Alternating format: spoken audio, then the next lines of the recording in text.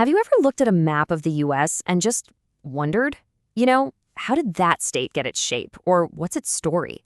Well, today we're tackling one of the wildest stories of statehood out there.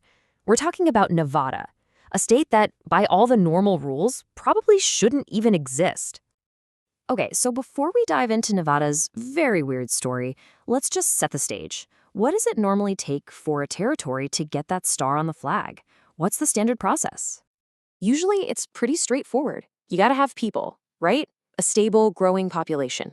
And there's a magic number. You need at least 60,000 residents. From there, you write up a constitution, get Congress to approve it, and you're in. Seems simple enough. Well, here's where it gets interesting. Because in 1864, Nevada met basically none of these requirements, and yet it was rushed into the Union at lightning speed. So that's the big mystery we're unraveling today. Why? Why was Nevada the exception to all the rules? To figure out why the rulebook got tossed out the window, we have to go back to one of the most chaotic and desperate moments in American history, the Civil War. So check out this timeline. It's pretty telling. 1861, the Civil War kicks off, and boom, Nevada is suddenly created as a territory. Fast forward to 64. Lincoln's in a tough re-election fight, and he is trying to get the 13th Amendment passed to abolish slavery for good. He needs every vote he can get. And then, what happens on October 31st? Nevada becomes a state, just 8 days before the presidential election. The timing isn't just suspicious, it's practically a confession. All right, let's dig into the first piece of hard evidence. The people. Or maybe I should say, the serious lack of people. So remember that magic number, 60,000? This wasn't just a friendly suggestion from the government. This was the official bar, the minimum requirement that every other territory had to meet. And this was Nevada's population according to the official U.S. Census in 1860. I mean, come on, that's not just missing the mark. It's not even in the same ballpark. We are talking less than 12% of what was required. And this chart really just says it all. You see that huge bar on the left? That's the goal. And then you see that tiny little sliver on the right? That's Nevada. The numbers just weren't there. This wasn't some clerical error. The population requirement was completely and utterly ignored. Okay, so if the people didn't matter, what about the place itself? Well, it turns out the map of Nevada wasn't a natural thing either. It was basically drawn to order. It's kind of wild to think about, but before 1861, Nevada didn't exist. It wasn't a place. It was just a chunk of the massive Utah and New Mexico territories. And look at how fast this all went down. In just 3 years, Congress basically invents Nevada out of thin air. They slice it off of Utah in 61, start moving the borders around a year later, and then slam the final map down in 64 so it can become a state. This wasn't organic growth. This was political engineering at high speed. So what have we got?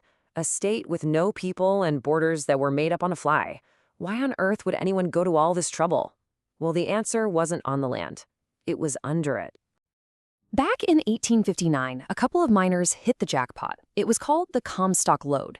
And we're not talking about a little bit of silver here. This was the Mother Lode, one of the biggest silver discoveries in history. It was worth billions in today's money, and it kicked off a frenzy. And who needed money more than anyone? A country tearing itself apart in a civil war. The Union was burning through cash like you wouldn't believe. Suddenly, this massive pile of silver in Nevada wasn't just a discovery, it was a strategic lifeline.